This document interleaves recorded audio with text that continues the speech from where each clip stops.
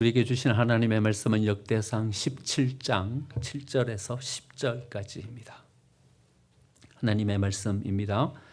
또한 내 종 다윗에게 이처럼 말하라. 만군의 여호와께서 이처럼 말씀하시기를 내가 너를 목장 곧 양떼를 따라다니던 데에서 데려다가 내 백성 이스라엘의 주권자로 삼고 내가 어디로 가든지 내가 너와 함께 있어 내 모든 대적을 내 앞에서 멸하였은즉 세상에서 존귀한 자들의 이름 같은 이름을 내게 만들어 주리라. 내가 또 내 백성 이스라엘을 위하여 한 곳을 정하여 그들을 심고 그들이 그 한 곳에 거주하면서 다시는 옮겨가지 아니하게 하며 악한 사람들에게 전과 같이 그들을 해치지 못하게 하여 전에 내가 사사에게 명령하여 내 백성 이스라엘을 다스리던 때와 같이 아니하게 하고 또 내 모든 대적으로 내게 복종하게 하리라. 또 내게 이르노니 여호와가 너를 위하여 한 왕조를 세울지라.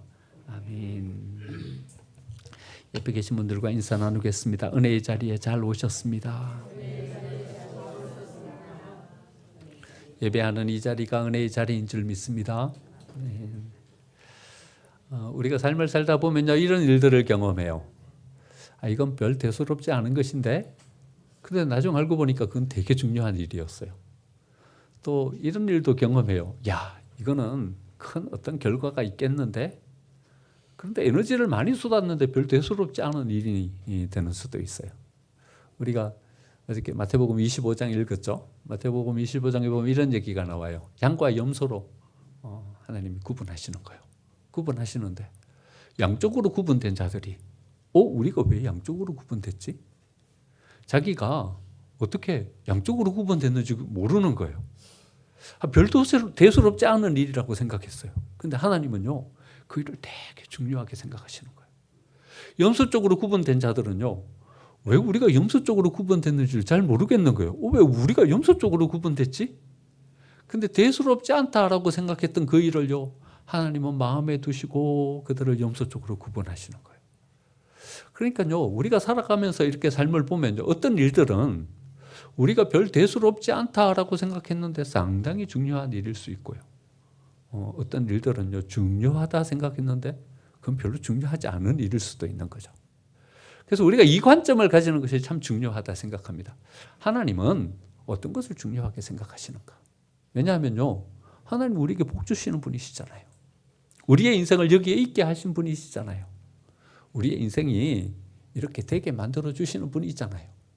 그러니까 하나님이 어떤 일을 중요하게 생각하시는지, 어떤 일은 별로 중요하지 않게 생각하시는지, 거기에 대한 관점을 가지고 우리가 우리의 삶을 살면요, 어쩌면 하나님께서 주시는 은혜와 복을 우리의 삶 가운데 충만하게 누리는 삶이 되지 않을까 생각합니다.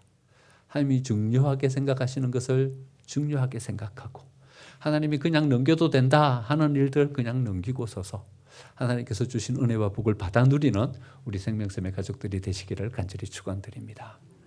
다윗과 솔로몬을 한번 비교해 보려고 그래요.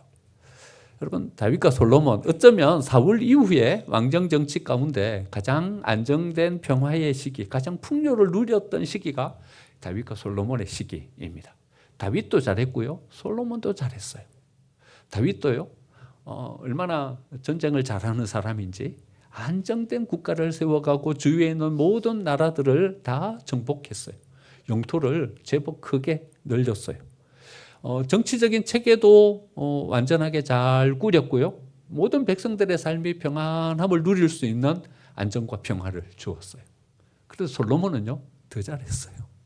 더 넓은 영토를 가졌고요. 물질적으로는 얼마나 풍요했는지 성경은 이렇게 이야기하고 있어요. 솔로몬 시대 때는 은을 돌처럼 여겼다.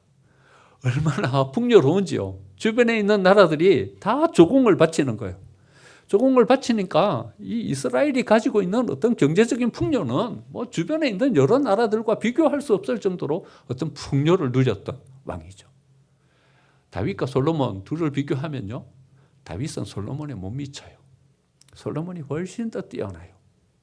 근데 성경이 바라보는 관점은요, 우리가 바라보는 이런 관점과 사뭇 달라요. 성경은요, 다윗을 훨씬 더 중요한 인물로 생각해요. 솔로몬은 자기의 당대, 그때 모든 사람들을 풍요롭게 했고 자기가 영광을 누렸던 그것으로 끝나요. 그런데 하나님은 다윗은요 계속 반복해서 말씀하셔요. 다윗은요 성경에 얼마나 많이 기록됐냐 하면요 800번 이상이나 나와요. 하나님 다음으로 많이 나오는 사람이 다윗이에요. 다윗이 어떤 면모를 가졌길래 이렇게 많은 사람들에게 은혜와 복을 끼치게 되었을까요? 하나님은 다윗에게 왜 이렇게 복과 은혜를 주고 계실까요? 우리가 중요하게 생각하는 부분과 하나님이 찾으시는 중요하게 생각하는 부분을 한번 다윗의 이 삶을 통해서 한번 살펴봤으면 좋겠어요. 다윗이요 하나님의 성전을 건축하려고 해요. 오늘 17장 말씀은요 다윗의 이 고백을 하나님께 드리는 장이에요. 1절 말씀해 보니까요 다윗이 그의 궁전에 거주할 때에 다윗이 선지자 나단에게 이르되 나는 백향목 궁에 거주하거늘 여호와의 언약궤는 휘장 아래에 있도다. 다윗의 마음 가운데 하나님의 성전을 건축하려는 마음이 생겼어요. 출애굽할 때 그 당시가 BC 1500년경 이경이었어요. 다윗이 통치하고 있던 시대는 BC 1000년경이었어요. 그러니까 이 사이가요 거의 500년 정도 차이가 나는 거죠. 하나님의 이 성막은 언제 만들어졌냐 하면요 출애굽할 때 만들어졌어요. 그러니까 다윗 옆에 있는 이 성막이 지금 시간이 얼마나 지났냐 하면요 500년이 지났어요. 여러분 가죽으로 만들었지만 아무리 튼튼하고 아무리 좋은 화려한 가죽으로 만들어도 500년 시간이 지나면 여러분 그 성전의 모습이 어떠했겠습니까? 뭐 형편없는 모습으로 섰지 않았겠습니까? 근데 자기는 보니까요 백향목을 가지고 궁궐을 지어가지고 거기 거주하는데 하나님의 법궤는 걸레짝처럼 덮어놓은 그 천막 거기에 있는 거예요. 그래서 다윗의 마음 가운데 이 마음이 생기는 거예요. 하나님 내가 불편해서 여기서 못 자겠습니다. 내가 하나님을 위해서 성전을 건축하겠습니다. 이 마음을 가지는 거죠. 그런데요 이 마음을 받은 하나님께서 두 가지 응답으로 나단 선지자에게 응답을 주십니다. 첫 번째는요 이런 응답을 주세요. 성전을 건축하지 말아라. 너는 성전 건축 못한다. 이 응답을 주셔요. 오늘 4절 말씀해 보니까요 가서 내 종 다윗에게 말하기를 여호와의 말씀이 너는 내가 거할 집을 건축하지 말라. 그 뒤에 쭉 읽어보면 이렇게 나오세요. 내가 언제 선지자들에게 이야기해가지고 성전 건축하라고 하더냐. 내가 이 천막에 있었지만 내가 언제 너희들에게 이런 마음을 주어서 성전 건축하고 성전 새로 지으라고 한 마음을 어느 선지자에게라도 준 적이 있냐. 너희들 잘못 알고 있다. 잘못 알고 있다. 그게 중요한 게 아니야. 이 말씀이에요. 성전을 건축하려고 하는 이것 그게 중요한 게 아니야. 더 중요한 초점을 너희들이 지금 놓치고 있어. 이 말씀을 다윗에게 허락해 주신 거죠. 두 번째는요. 다윗에게 엄청난 축복을 허락해 주셔요. 보면요. 쭉 오늘 읽은 본문 말씀 속에 7절부터 해서 쭉 나오죠. 성전을 건축하지도 않았어요. 그냥 건축하려고 하는 마음을 그냥 하나님께 표현한 것뿐이에요. 나는 여기 백향목 궁에 거하는데 하나님의 법궤는 저기 누더기 같은 천막 저기에 있구나. 이 마음을 가졌을 뿐이에요. 그런데요, 여기에 하나님은요 엄청난 복을 허락해 주셔요. 이렇게 말씀하세요. 내가 너를 목장 곧 양떼를 따라다니는 데에서 데려다가 내 백성 이스라엘의 주권자로 삼았다. 내가 너를 왕으로 세웠다. 그러니까 우리가요 이 대목에서요 이걸 자세히 봐야 되는 거예요. 하나님은 뭘 기뻐하시고 뭐 때문에 지금 다윗에게 복을 주고 계시고 하나님께서 다윗을 축복하고 계시는가 그것을 봐야 되는 거예요. 또 이래 말씀하세요. 내가 어디로 가든지 너와 함께 하겠다. 내 모든 대적을 내 앞에서 다 멸해 주겠다. 아니 성전을 건축했어요? 뭔가 대단한 일을 이루었어요? 아니에요. 아직 그냥 그 마음을 가지고 하나님 앞에 나아갔을 뿐이에요. 근데 하나님은요 다윗에게 이 약속을 해주고 계세요. 내 이름을 존귀하게 만들어주겠다. 내가 한 곳을 정하여 거기에 정착하게 하고 다시는 옮겨 다니지 않게 해주겠다. 사사들이 이스라엘을 다스리던 때처럼 주변 나라들 때문에 공경에 처하거나 어려움을 당하지 않게 해주겠다. 내 대적이 내게 복종하게 해주겠다. 엄청난 복을 허락해 주시는 거예요. 여러분 하나님 뭘 받으신 거예요? 중심을 받으시는 거예요. 그 믿음을 받으시는 거예요. 우리는 이래 생각해요. 뭔 이 눈에 보이는 대단한 우리의 업적, 우리가 사람들 앞에 내세울 만한 나는 이거 했다 내세울 만한 이런 것들을 해놓고 싶어요. 그런데 하나님은요, 그걸 원치 않으시는 거예요. 하나님의 마음은, 하나님이 바라보시는 하나님의 관점은 거기 있는 것이 아니라는 거죠. 그럼 솔로몬을 보세요. 솔로몬은요, 하나님 앞에 그렇게 신실하게 믿음을 지키지 못했어요. 부유해지고 난 다음에 넉넉해지자 그는 우상을 섬기고 타락해져 버리고 말아요. 그런데 하나님은요, 솔로몬을 멸하시지 않아요. 솔로몬을 징계하시지 않아요. 왜 솔로몬을 징계하시지 않으시냐 하면 이렇게 말씀하세요. 내 종 다윗을 내 마음속에 기억하고 솔로몬을 징계하지 않고 솔로몬을 지켜줘요. 물론 솔로몬이 죽고 난 다음에 나라는 두 나라로 갈라지고 하나님의 징계 가운데 서죠. 하나님 참으시는 거예요. 솔로몬 징계하지 않으세요. 참으셔요. 왜 참으시냐 하면요, 다윗 때문에. 다윗 때문에. 이 중심의 마음, 그 믿음을 드린 다윗 때문에 솔로몬에게 은혜를 베풀어 주는 거죠. 그리고 남유다 왕국, 우리 성경을 쭉 읽어봤지만 남유다 왕국을요, 하나님께서 지켜주세요. 여러 가지 왕들이 세워지는 그때예요, 하나님은 그들의 잘못을 용서해 주시고 받아주셔요. 그럴 때마다 하나님께서 뒤에 이렇게 붙이셔요. 내 종 다윗을 기억하여 이들을 징계하지 않고 용서해 주시고 그들의 죄를 유보해 주시고 그들을 넉넉한 마음으로 안아주세요. 대표적인 사람이 히스기야죠. 히스기야 때 두 가지 사건이 벌어져요. 하나는요, 아수르가 침공해요. 두 번째는요, 히스기야가 병이 나요. 이제 두 가지 사건에 하나님께서 은혜를 베풀어 주시는 거예요. 여러분, 아수르가 침공했을 때요, 이스라엘, 이 남유다는요, 풍전등화의 위기 앞에 서게 되는 거예요. 아수르가 얼마나 강력한 제국인지, 여러분, 아수르에게 멸망되지 않은 나라가 하나도 없어요.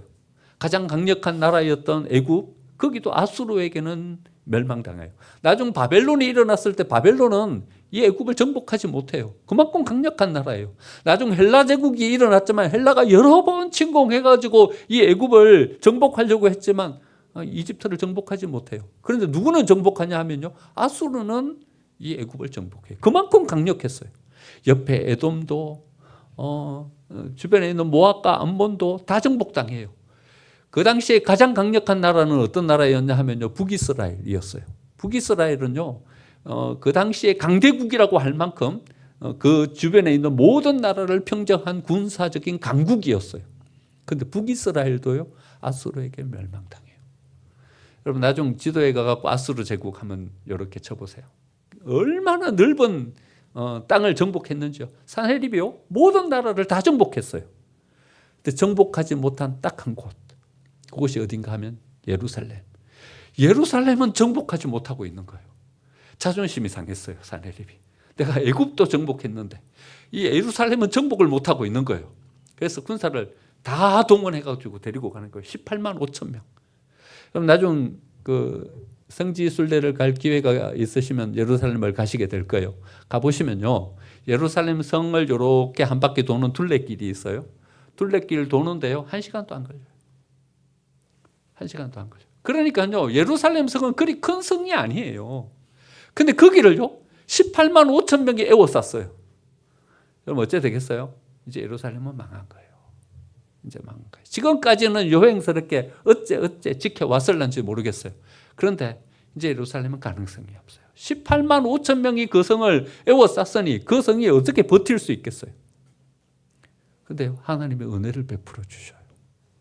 어떻게 은혜를 베풀어 주시냐면요, 천사들을 보내서 18만 5천 명의 생명을 다 앗아가는 거예요.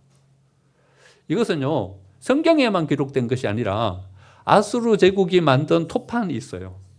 제가 한번 수요일 날 그 성경의 파노라마 하면서 여러분들에게 그 토판에 기록된 것을 보여드렸어요.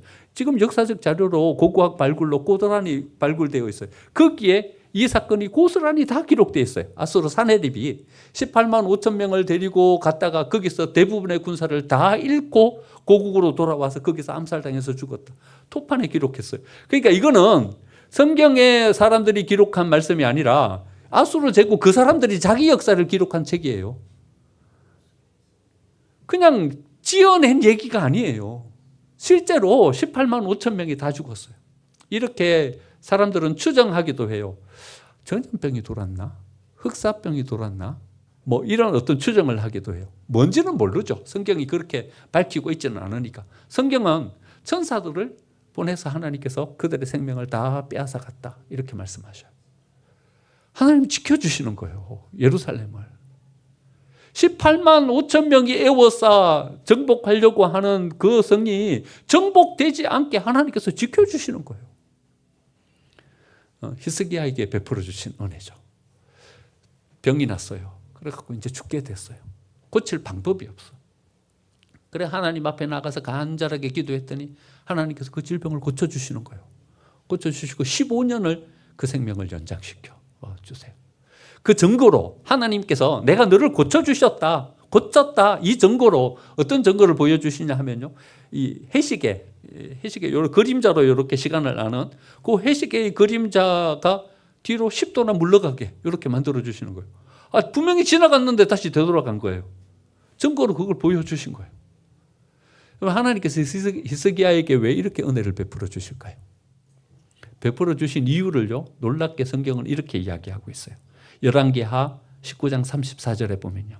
내가 나와 나의 종 다윗을 위하여 이 성을 보호하며 구원하리라. 여러분, 예루살렘 성을 왜 지켜주셔요? 다윗 때문에 지켜주시는 거예요. 다윗 때문에. 34절 말씀에 내가 나와 나의 종 다윗을 위하여 이 성을 보호하며 구원하시리라 말씀하시고 난 다음에 35절에 이런 말씀하셔요. 이 밤에 여호와의 사자가 나와서 아수르 진영에서 군사 18만 5천 명을 친지라.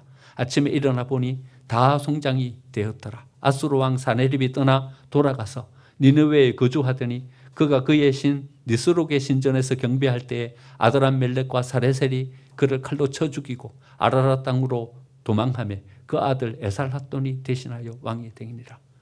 에살핫돈이 뒤를 이어서 왕이 되고 난 다음에 조금 지나지 않아서 그의 아들에게 아수르를 물려줘요. 하지만 아수르는 망해요.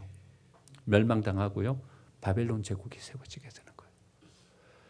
여러분, 아수르와 예루살렘 비교가 안 되는 거예요. 싸움이 될 수가 없어요. 그런데 예루살렘이 이겨요.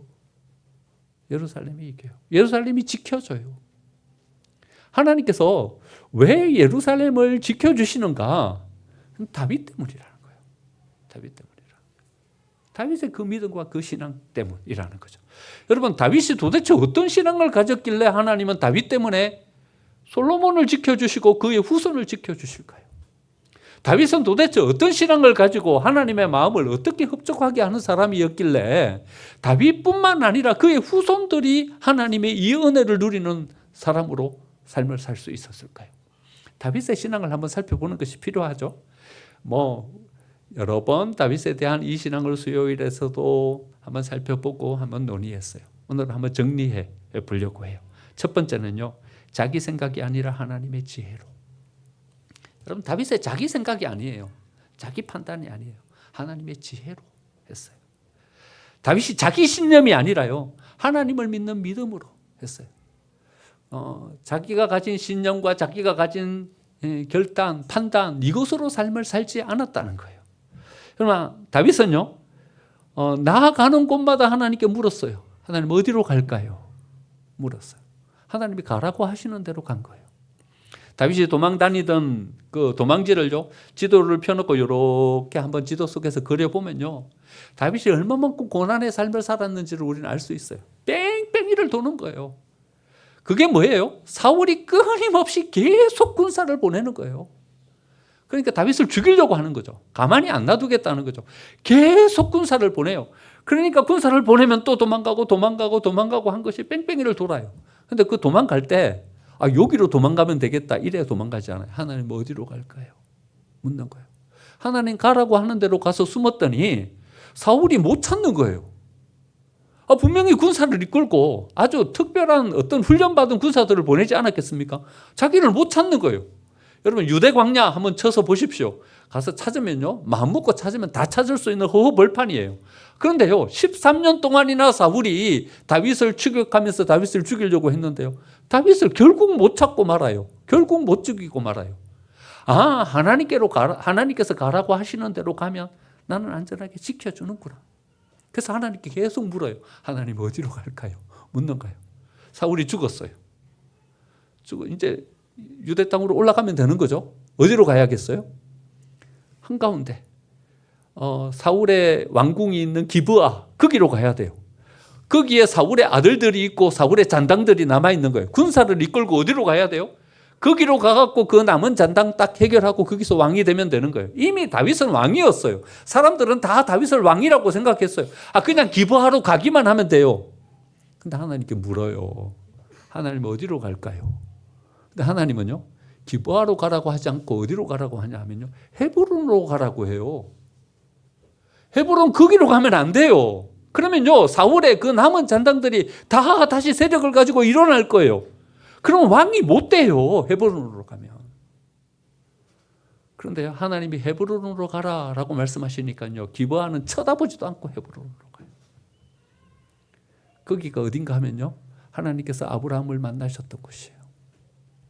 이 땅을 너와 내 자손에게 주리라 약속해 주셨던 땅이에요. 거기가요, 이스라엘의 어떤 시작점이에요. 아브라함의 무덤이 있고요, 이삭의 무덤이 있고요, 요셉의 뼈를 가지고 와가지고 거기에 묻었고요. 그러니까요, 거기가 출발점이에요. 하나님께서 다윗을 거기로 보내신 이유는 다윗을 제대로 세우시고 싶은 거예요. 그냥 정치적으로, 그냥 군사적으로, 그냥 보기에만 왕인 그런 사람이 아니라 제대로 세우시고 싶은 거예요. 여기로 보내서 7년 반이나 걸려요. 다시 전체 통일왕국의 왕이 되는데 시간이 걸리지만 여기로 보내시는 거예요. 다윗은요, 이 말씀에 순종하면서 나아가요. 이게 다윗의 믿음인 거예요. 하나님이 가라고 하시는 대로 가는 거예요. 하나님 어떻게 할까요? 물어요. 자기를 죽이려고 군사만 보내다가 사울이 왔어요. 갔는데 보니까요, 잠에 떨어져 있어요. 한 번은요, 자기가 숨어있는 굴 속으로 사울 혼자 뚜벅뚜벅 걸어 들어와요. 기회죠. 기회예요. 여러분, 도망자로서 이리저리 쫓기는 다윗의 심정이 어떠했겠어요? 하루도 발 뻗고 잠을 못 잤겠어요. 못 잤을 거예요. 여러분, 우리는 조그마한 걱정거리만 생겨도 잠이 안 오잖아요. 그래서 내가 언제 죽을지 몰라. 여러분, 잠이 오겠어요? 언제 사울이 보낸 군사들이 들이닥쳐갖고 나를 죽일지도 몰라. 그런 위급한 상황 가운데 삶을 살아가던 다윗이었어요. 그런데요, 사울을 안 죽여요. 안 죽여요. 죽이면 종지부 찍을 수 있어. 마침표 찍을 수 있어. 이 위급한 어떤 위험 속에서 해방받을 수 있어. 왕 못 돼도 좋아. 까짓 거 편안하게 발 뻗고 한번 살면 그게 행복한 삶 아니겠어요? 그냥 다윗 죽이고 그냥 편안하게 좀 살고 싶지 않았겠어요? 그런데 다윗은요, 하나님이 어찌하라고 하는지 그 뜻을 쫓아서 나아가요. 압살롬이 반역을 일으켰어요. 반역을 피해서 도망가는데요, 시므이가 쫓아오면서 다윗을 저주하는 거예요. 이 피 흘린 자여 가라. 이 비루한 자여 가라. 끝까지 쫓아오면서 다윗을 저주하면서 쫓아오는 거예요. 안 그래도 압살롬이 반역을 일으켜갖고 도망가는 이 다윗의 마음이 물룩도 녹아버렸는데 쫓아오면서 계속 자기를 저주하면서 오니까 그래갖고 요압이 이렇게 이야기하는 거예요. 가서 내가 죽여버릴게요. 근데 다윗이 만류해요. 죽이지 말아라. 만류해요. 자기 뜻대로 삶을 산 사람이 아니에요. 자기 판단대로 삶을 산 사람이 아니에요. 이렇게 묻는 거예요. 하나님의 뜻이 어디 있을까? 하나님은 뭘 원하실까? 나는 어디로 가야 될까? 항상 하나님께 묻는 그런 삶을 사는 거죠. 이에 비해서 솔로몬의 삶은요, 제법 괜찮아 보여요. 솔로몬은요, 군주의 위엄을 갖추고 딱 서는 거예요. 뭔가를 딱 이루는 거예요. 성전을 건축한 사람이 누구예요? 솔로몬이에요. 가장 넓은 영토와 부귀를 누린 사람이 누구예요? 솔로몬이에요. 뭔가를 딱 갖추고 서는 거예요. 그런데요, 솔로몬 때문에 하나님께서 어떤 은혜를 베풀어 주셨다, 성경에 그런 얘기는 안 나와요. 자기만 그냥 영광을 누렸을 뿐인 거예요. 그게 끝이에요. 여로보암 2세요. 통일왕국 남북 왕조를 다 합쳐가지고 가장 풍요를 누렸던 왕은 여로보암 2세 때예요. 여로보암 2세 때는요, 주변에 있는 모든 나라들이 속국이 되어서 다 조공을 바쳤다. 그런 역사적 기록을 가지고 있어요. 가장 강력한 제국을 만들었지만 여러분 성경에는요 딱 6절로 여로보암 2세의 행적에 대해서 이야기하고 있어요. 누구 아들이었다. 몇 세 때 왕이 되었다. 그리고는 몇 년 동안 통치하다가 죽었다. 이게 끝이에요. 6절. 성경은 비중을 두고 있지 않아요. 별로 관심을 기울이고 있지 않아요. 우리는요 이런 것들이 필요해요. 우리의 업적이요. 내가 뭔가 이루어 놓았다. 내가 뭐다. 이 업적이 필요해요. 이걸 추구하면서 살아요. 근데 하나님은요 그건 하나도 중요하게 생각하지 않으세요. 만약에 그게 중요했다면요 다윗보다는 솔로몬이었죠. 솔로몬보다는 여로보암 2세였죠. 근데 하나님이 찾으시는 것은요 다윗의 그 중심에 있는 하나님을 향한 절대 의존의 신앙, 그 신앙이었던 것입니다. 별로 멋있지는 않아요. 여러분 군주하면 위험 있게 딱 나가가지고 이래 해라 저래 해라 딱 이야기하는 것이 군주답잖아요. 그런데 일이 딱 벌어졌는데 야 잠깐 기다려봐 내가 기도하고 올게. 가서 기도하고 있는 거예요. 군주가 말이죠 모양 떨어지게 그러고 있는 거예요. 하나님 어디로 갈까요? 이렇게 묻고 있는 거예요. 누가 봐도 기부하러 올라가서 왕이 돼야지 지금. 그러고 있는 거예요. 군주답지가 않아. 멋지지를 않아. 모양 빠져요 사실. 그러나 하나님은요 그 중심에 있는 그 중심을 귀하게 보시는 거예요. 하나님은 다윗은요 하나님을 기쁘시게 하는 신앙이었어요. 성전을 건축하려 했지만 하지 말라 하시니까 딱 멈추고 서서 다시는 그 일을 진행하지 않았어요. 어떤 사람은 자기 지혜로 자기 번영을 누리면서 사는 삶이 있어요. 그 믿음으로 자신이 구원받고 자신이 영광을 누리는 개미와 같은 신앙을 가진 삶을 살아가요. 하지만 또 어떤 사람은요 자기가 가진 그 신앙으로 주위에 있는 모든 사람들이 복을 얻게 만들고요 그 신앙의 은혜의 통로로 하나님께서 주신 풍요를 누리게 만들어요. 이런 꿀벌과 같은 신앙이 있는 거예요. 여러분 우리의 신앙을 한번 이렇게 되돌아보시죠. 우리의 신앙은 어떤 신앙입니까?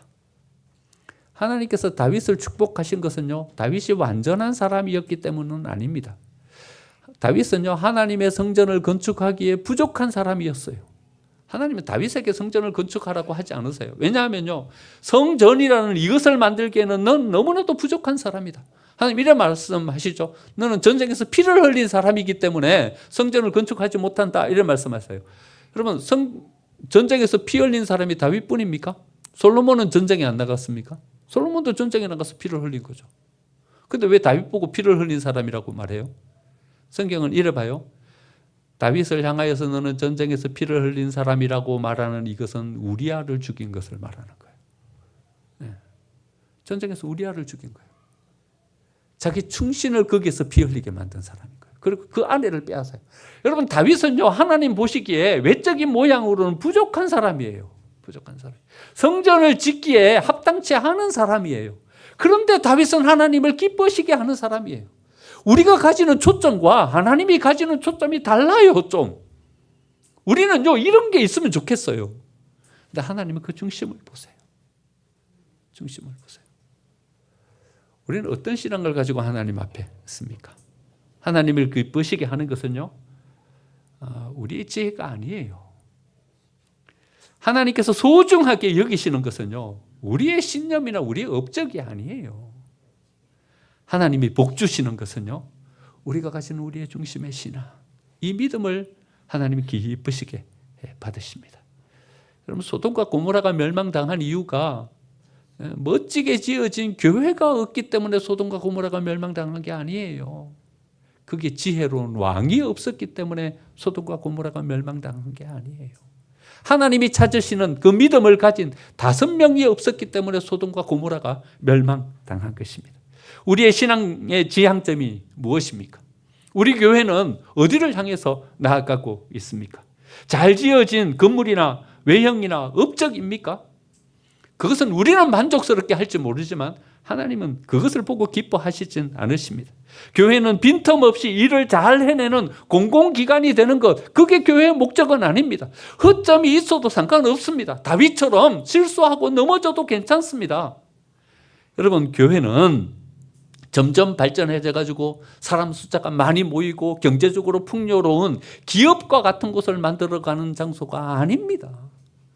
여기에 허점이 많고 부족한 사람들이 모여도 괜찮습니다. 다만 우리의 중심에 하나님을 향한 믿음을 가지고 그 믿음의 씨름을 실험하면서 하나의 일을 가지고 실험하면서 어떻게 해서든지 일을 하나님 앞에서 온전하게 세워가려는 그 애씀이 있는 신앙, 그 신앙을 가진 사람들이 모이는 곳, 이곳이 바로 교회인 것입니다. 우리 생명성 교회가 이런 교회로 세워지기를 원합니다. 우리 한 사람 한 사람의 신앙이 이런 신앙이 되기를 원합니다. 하나님이 받으시는 것은 이 신앙을 받으시고 우리에게 은혜와 복을 허락해 주시는 것입니다. 우리가 이 은혜의 통로가 되어서 우리를 통해서 우리의 후손들이 은혜와 복을 누리고 우리 교회가 이런 신앙을 가짐으로 이 지역사회가 우리 교회를 통해서 복을 누리게 되는 하나님의 귀한 도구로 쓰임받는 저와 여러분이 되시기를 간절히 축원드립니다. 아멘.